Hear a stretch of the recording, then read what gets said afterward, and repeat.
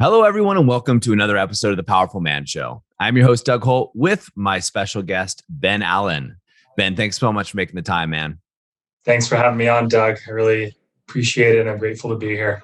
Yeah, we always have great conversations offline, so I thought it'd be nice to have them online. And the reason being, and for those that don't know, Ben is one of the advisors at the Powerful Man. And what that means is Ben is literally talking to hundreds upon hundreds of married business owners every single week. And Ben's got unique insights, right? Because this is when he's having a conversation, guys. These aren't sales calls or things like that. You're talking to an advisor, someone who's been through the program. And what they're trying to do is ascertain what's going on for you and what's the best path for you to take. And oftentimes, they'll recommend things to do or give you, podcasts to listen to, or see if the activation method, it's our flagship program, is the good fit. And Ben, one of the reason I wanted to talk to you is we were talking offline about something. I thought, geez, you talk to hundreds of men. You have more insight into what's going on out there in the real world than probably anybody that I know. Can you take us through just an idea of what an average guy is going through right now? Maybe one of the guys that you've talked to recently or in the past. Yes, absolutely. So the best place to start is just for me to explain what's going on in these guys' heads. So for a lot of these guys, they get home and they don't get any affection from their wife. What I mean by that is a lot of them call it roommate syndrome, right? Where they feel like they're a roommate with a ring. They get home and it feels like they're just living with their spouse, but there's none of that lovey-dovey romantic love vibe that they had in the beginning of the marriage. And so that's agonizing for them. And in their head, they start to think, am I enough? Am I really this guy? Am I really confident? Am I really a guy that can be the provider for my family? And those thoughts are what lead to them self-sabotaging themselves even more. So what I hear from a lot of guys is they feel like they're stuck, right? Like they're stuck in this cycle of self-sabotage because they think they're not enough. Their wife rejects them when they get home, right? They come and they try and give their wife a kiss and she's like, nope, she turns her cheek. And so they start to question, are they really man enough? Are they really this guy who's enough of a man for their wife? And that leads to the cycle of them then also not showing up the way they need to for their wife, not giving their wife their most attractive self. And then it leads to this cycle where they're stuck, right? So the feedback loop is, oh, I'm not good enough. And therefore they get stuck. So that's the main thing I hear a lot from a lot of the guys that come to me is feeling stuck. And to get a little bit more granular on that, because I think it's really important to address this, a lot of these guys are very successful in business, right? They're super ambitious. They've built up multiple, 6, 7, 8-figure companies. And so they're crushing it at work, right? Their employees love them. They're the star of the show. They're this amazing CEO, and they're crushing it. So for them to have the contrast of crushing it at work and succeeding there, and then to come home and have home be a place where they're not succeeding can really impact a ton of guys on the emotional level and the way that they feel about themselves. And that contrast is really a huge aspect of this as well, when I hear it from a lot of guys. Oh, absolutely. And I can remember, Ben, when I was going through, the trials and tribulations with my wife, I had 3 companies, was doing great, and I was crushing it in every area except in that marriage. And, you start to really question yourself like, hey, what's going on here? What's really happening? You and I were talking about a specific guy offline and just talking about his journey. And we'll get to where he is today, but let's call him Greg. Okay. And let's talk about kind of what was going on for him when you first started interacting with him. Yeah, great. So for Greg, he came to me and he was telling me the roommate thing where he walks in the door. His wife basically does not appreciate him, right? His wife does not acknowledge him. He has a very successful business. His wife does not acknowledge him. His wife does not acknowledge that he's the husband for her. And they had some talks that the only reason they were really staying together was for the kids. Mm. And imagine hearing that. You come Yeah. home and you tell your wife, oh, like, what's going on here? Why isn't this working? And she says, I want out. And you're like, shit, well, is that really what you want? And she's like, well, I want out when the kids leave. And so you have this tension. It's like the only reason that they're there is because the kids are there.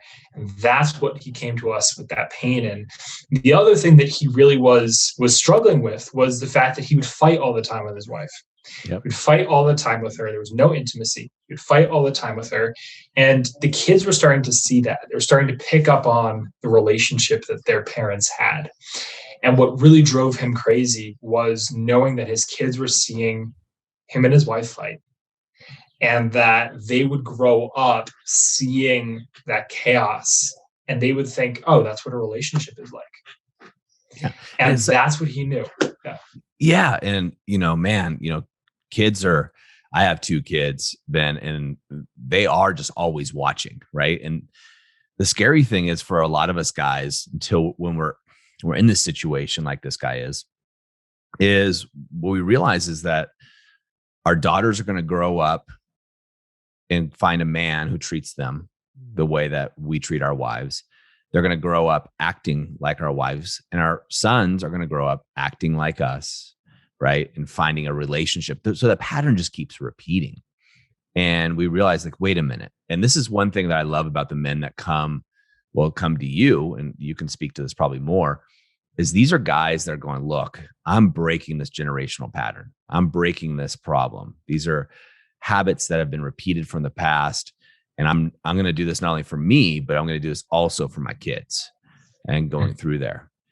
And the thing to see about this guy is, he was able to turn this around full circle, right? He was able to invest in his best asset, right? Just like a business, you figure out what your best assets are and you invest in them. And your number one asset for any of you guys listening is you, 100%. If you're in the business of you, right? You are your own company. You are your number one asset in that company. And so many of us guys just don't invest in ourselves. Invest time, invest energy, invest in a course or a program to better ourselves, invest in whatever it is. And, this guy had tried marriage counseling, which just, brought him back. It's like looking in the rearview mirror, trying to drive forward. We talk about that a lot. It just shattered him. But where he is today is absolutely phenomenal. I was able to spend some time with him, and, he has changed his business around, his relationship with his kids around, his friendships around. And he's even joined our 1-year mastermind program, which has been fantastic to see. I mean, it's just, yeah, it's so awesome for me, Ben, to see these guys as a coach, because I get them, kind of the after photo, so to speak, after you talk to them. But in the front lines, I got to imagine from your perspective, really what you're trying to do is just talk to these guys and let them know if there's another way, if it's a good fit for them. So, transparently, guys, so this, one of the things that our advisors do is they really are pre-qualifying you, right? We want to make sure that guys that come in are the right fit for us, because we only have room for 8 to 9 guys in a group. We keep it super intimate for the results. So Ben, I got to imagine it's really, really rewarding when you see emails like that last email that the wife wrote that was sent around to the team. And we can talk about that a little bit. Does that just feel great? I mean, I imagine it would be. Yeah. Oh, it's incredible. And that's why I wake up every morning and do what I do. It's just so amazing to know that there's a guy out there that is now living a better life, that, his kids can grow up with 2 parents in the home, and that his wife respects him again and loves him again. I mean, that's why I do this, right? Yeah. Is to come at bat for these guys. And yeah, I mean, one of the main things when we were talking about generational patterns was that some guys I speak to, they're on their second, third marriage, right? And they're finally seen the light, and they finally say, shit, this is a pattern. I've carried it into multiple marriages, and now it's time to change. And when I hear that from somebody, it's like a sigh of relief, not for me, but for them. Because I say, wow, you're breaking it finally. I mean, it took you a while, and that's okay, but you're finally taking the action necessary. And that, it's huge when that happens. Oh, absolutely. What would you say are what would you say was one of the top fears guys have when you get on the phone with them? What are they wrestling with? Yeah, great question. So one of the top fears for a lot of men is they've tried so many things. And so they sort of have this feeling that there's no hope. This fear that there's this fear that, oh, if I go to counseling again, if I try therapy, if I try reading these books, I mean, I've tried all these things and they haven't worked. Why? Right. And that's a huge fear that a lot of guys have, right?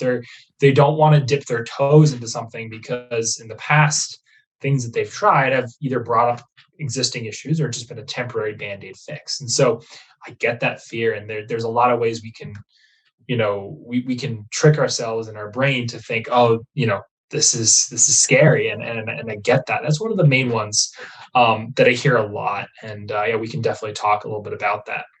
Yeah, let's unpack that, because I know that was my concern early on, right? The powerful man wasn't in existence at the time when I was, first going through my marital issues, let's just say, going through that, where my wife and I were fighting, and we tried counseling and it didn't work. Not only did we try counseling once, but we tried 2 different counselors, thinking that, okay, a male would be better. Guys, it wasn't any better. Just as there's the secret there. Yeah. And what I thought was interesting in this, and I was talking to another guy on our team today, Ben, and one of the things he said, which I thought was interesting, is he said, Doug, have you ever seen just a ton of testimonials on a marriage counselor's website? Like, no, never. Okay. No. Have you ever seen a ton of testimonials, like a lot of them from men, businessmen, on a book on improving your marriage? Like, no, never. We have hundreds, right? We have of these testimonials and guys that have been through the program showcasing that it works. And the reason it's different is the approach, right? And again, I'll go back to that number one asset model, right? When you go to counseling, really you're looking in the rear of your mirror. You're rehashing things that just don't work. You leave counseling and you try to be the nice guy. You try hard, and then something happens. You get in an argument, you blow up, and it's like all that work you did to be the nice guy is out the window, and you're back in counseling, repeating the cycle, right? Over and over and over again. Whereas what we're going to focus on is investing in your number one asset first and foremost, and that's you, right? And once we do that, we're going to go ahead and clean the slate with the wife and start over. So you're actually getting it's almost like putting that restart button in your marriage. And also other aspects of your life, quite frankly, of which you can jump off into. That's a great point, Doug. One of the major things that I feel like a lot of things that guys try are missing is essentially the foundational piece, which is you, just like you're talking about. If you neglect that and you try and build a marriage on top of you, which is the person that needs to evolve, that needs to become a better husband, a better man, then that house is on a shaky foundation, and no amount of counseling is going to make that house stable again. So great point there. Yeah. And I think, when I'm thinking about this guy that we're talking about, I think I can think of his real name. I can't think of the name that we gave him. But anyway, you know who I'm talking about. And when I'm thinking about him, this guy was a stud, right? So I don't want to paint a picture. By all means, he was an alpha from the outside. It's just when he got home, right? What he would do is a consistent pattern is he'd go around taking care of everybody else. In business, he was dominating, making sure everything was getting done. At home, he was making sure things were getting taken care of by his wife. His wife had a complaint about the house not being clean. So he pitched in and worked a little extra on the house, got some cleaners, okay? He's just checking off all the boxes. But at the end of the day, he was drained, right? He was drained and had nothing to give to himself. And what happens consistently, guys, when you follow this pattern, and most business leaders fall into this, you're constantly giving to other people. And when it becomes your turn, when you need something, your cup is empty, right? So to speak, right? You have not invested in your number one asset. And then a lot of guys, like this guy, turns to the wife with a needy energy of needing to be filled. And guys that don't get that, then they turn to alcohol, to drugs, to porn, to special massages, to you name it, down the gamut that comes in. And that's where they kind of fall into this area that, that books don't talk about, right? At least no books that was able to find or read talk about this idea. And to me, it clicked like a light bulb, Ben, that idea that, I was taking care of everybody else's needs. What about me? Mm-hmm. And when I started flipping that around, investing in myself, investing in there, then I was able to take care of me first, and then also help others around me. Kind of like the airplane, right? What do they tell you in an airplane? In the case of an accident, the oxygen tank is going to drop from the ceiling. They don't say make sure you put your mask on everybody else first. No, put the mask on you first, so then you can go help everybody. And I think that's where we miss it in our culture quite often. 100%. And that's what can be scary for a lot of guys to wrap their head around, because they think, oh, well, if I take care of my needs, I'm no longer taking care of everyone else. And that's a thought that a lot of guys have. And it's a fear that prevents them from actually taking care of themselves. And that's a fear that is, frankly, comes from, all sorts of childhood things and patterns that are, too long to discuss on a podcast today. But it's a fear that a lot of guys have. And what ends up happening in that is that they think, okay, it's selfish for me to take care of myself. Yeah. And the funny part is, it's actually selfless, because if you do the glass of water analogy, if you're filling up your cup every day, and that cup is overflowing, now you have extra water to give to your kids, to your wife, to your loved ones. Whereas if your cup is empty, there's nothing overflowing to give to them, right? Yep. So it's a huge paradigm shift there. It's 100%. I was talking to guys. We had a call for the men in the brotherhood today. It was a quarterly call that we do when we review their goals, their path. We go through it, coaching call. And one of the guys was talking about it, and he said, look, when I started this program, my wife told me I was selfish for doing this, because I was taking time, because it takes time to go through the program, and I was doing it. And we kind of all laughed, because this particular guy has had such a strong transformation that now he's thinking about leaving the marriage, but he's in such a great place that he's doing it from a place of power, and his wife absolutely adores him. Right. So it's an interesting perspective. And the reason I bring that up is, when somebody says you're being selfish, really what they're saying here is, you're not doing what I want you to do. That's all what that means. It's a manipulative tactic. So guys, whenever you hear that, when someone says, you're being so selfish, what they're really saying is, gosh darn it, you're not doing what I want you to do, which is really a selfish act of trying to control and manipulate somebody. So that's a really interesting perspective to take when you're hearing that. And it's an understandable one when your marriage isn't working well for your wife or your partner to not want you to do something, right? That the resistance is there because so much animosity and negative feelings have been built up. And that's where, the clean slate method and the triadic connection comes in so handy. Absolutely. Yeah. That's the huge thing that a lot of guys, they don't know how much of an impact the clean slate really has on their marriage. Like, when they're able to clear the air and completely wipe the slate clean and let go of the resentments and just stop looking in the rearview mirror, it opens up the world for a whole new marriage and a whole new perspective going forward, which I think is super, super helpful for a lot of men. So, yeah. I know you and I have talked about this before, like the balance beam. And in marriage, when you get married, all the good feelings and emotions outweigh the bad. So if you picture a balance beam scale, right? The good feelings, the good emotions, good experiences are heavy, and the negative ones aren't, right? So for example, if you fart in front of your wife, she giggles, no big deal, right? Nothing wrong. Or if you miss a meeting, appointment with her or whatever, no big deal. But over time, those negative feelings start to stack up over the years of animosity and things of that nature. Now the bad experiences and feelings, the fights, outweigh the good ones. And so what the clean slate method does is just wipes all that out and evens the balance beam, right? To get them to go there. And so now they're at neutral territory. That's why we call it it's almost basically the restart button coming through there. And there's a lot of aspects to it. And now that you've got that balance beam restarted, now we get to work on how do you actually be able to persuade, let's say, your wife and get those good feelings back. So you're in the momentum's in your favor. Yeah, and you can start to tip it to the right side. Absolutely. So, Ben, another question for you, because I want to give these guys as much as I can. I know your time is limited with us today. So when you are talking to men out there and they're calling you up and, they're having something going through them, going on in their lives, where do you see the resistance for these guys from stepping forward?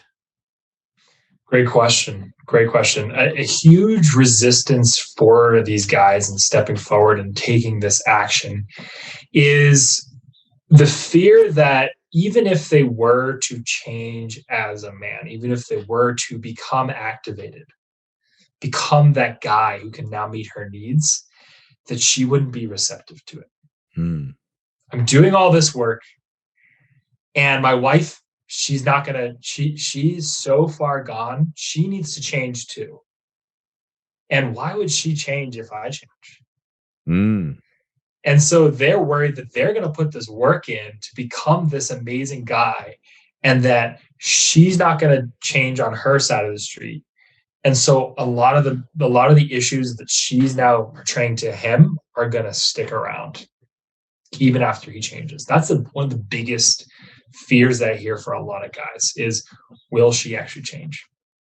And what do you say to that? I mean, I have my response, but I'd be curious to hear yours as well. Well, great. So what I say to that is, we've all heard this saying, it takes two to tango. Yep. We all agree with that. Now, the thing is, in a tango, there's one leader of the dance. There's only one guy who really leads the tango. And that gets to be you. As the man, you get to step up and lead. And a lot of guys get stuck in this limbo where they wait for their wife to change. But what's funny is she's waiting for you to change as well. And so then no one ends up changing, and it gets stuck. And so in order for you to break that sort of stalemate of change, you have to change first, clean up your side of the yard. And by doing that, it's going to motivate her to change. Another thing to keep in mind is that she's directly reacting to what you're doing. A lot of the reactions she's giving you are because you're not stepping up and meeting her needs. So as soon as you start to do that, she's going to be like, finally, there you are. Where have you been? My husband. So, yeah. I'm going to take this. Yeah. My perspective is similar, and I love that. Mine's a little bit different because when someone first told me that idea, I was like, forget you. It's my wife that's the issue. She's the crazy one. I don't need to meet her needs. She needs to meet mine. Right. That's the problem here. And what got me going, guys, is the realization that, wait a minute, if we're going to go through a divorce, what would I do? Well, gosh, I'm going to work out more. I'm going to make sure my body's good. I'm going to take care of me, because now I'm in the marketplace, right? I'm in the stock, it's like the New York Stock Exchange. I'm in the marketplace looking for a buyer. What woman is going to invest in Doug Holt, right? 2.0, let's call him. And so, but what happened is when I started really working on myself, right, my wife started taking a lot of notice, because she also knew other women were taking a lot of notice, because I was working out, I was taking care of myself. I was doing what now we call the live like a king system, right? The morning routine, decompression, all of these things. And my stock, so to speak, was going up, right? My sexual market value, who I was as a man, was going up, thus making me much more attractive to other women and my wife. And all of a sudden, my wife started doing things. She started coming around. And so you can think of it as coming back to meet your wife's, take care of yourself so you can meet your wife's needs. But really, the way I looked at it was, I'm going to take care of myself. I'm going to invest in Doug. My stock is going to rise. And if I decide to stay, I will. And what happened is an end result, almost like a byproduct, Ben, for me, like something that I just kind of would, if it happens, great, is my wife changed. Right. She started desiring me a lot, and started doing those things that we thought we would do in marriage. Right. The initial stuff. And really, I started becoming the man that she saw when she said, I do, when we got married. She started looking at me again with love, respect, and admiration, and she started actually doing work on herself, later on as a byproduct of that, because I just kept going. Like, this train's not stopping. And if you want on, go ahead. Yeah, no, I totally get that. And something to keep in mind also is that when you do change, all right, she's going to start to be like, well, what's happening here? She's going to start to get this curiosity around, you changing, and she's going to start to ask you questions and start to want to engage with you again. And so for the guys specifically where their wife is completely shut off and doesn't want to engage with them, changing up the routine and the way you do things will inevitably lead to her actually asking questions and wanting to get, more information about that. So 100%. And it's amazing to see. It's, transparently, there's a large percentage of guys that don't tell their wives they're doing the program, right? It's not something we encourage or say. They don't tell them, and their wives just are like, what the heck is going on here?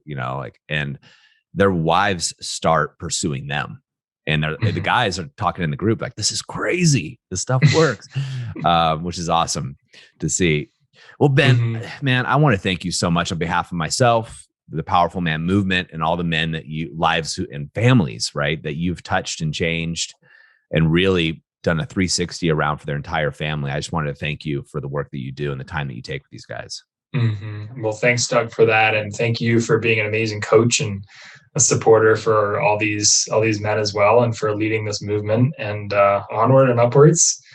We're only going to help more people, and I'm really excited for that. So absolutely. Well, guys, if this strikes a chord with you at all, I just want Ben to come on here because he is, a man that's on the front lines talking to others, and he sees these patterns coming through. If that resonates with you at all, I encourage you to reach out. Go over to our Facebook group. We have a free Facebook group. As we said previously, I know a concern for some guys is I don't want anybody to know that I'm in a group with other guys. There's over 2,000 men in there. It's completely private. You cannot see who's in there. You cannot see who's posting what, right? The members can, but your wife or friends aren't going to know. And reach out, right? Tag Ben in a post and get on a phone call and have a conversation with Ben or one of the other advisors. That way they can give you the best direction on what's the best route for you to take. As always, guys, what I want you to do is take action. Whatever action it is you want to take. It doesn't have to be the Powerful Man program or be part of the movement, right? But take some action today. Ben, thanks again. Guys, that's a wrap for us today at the Powerful Man Show, and we'll see you next time. Thank you. See you soon.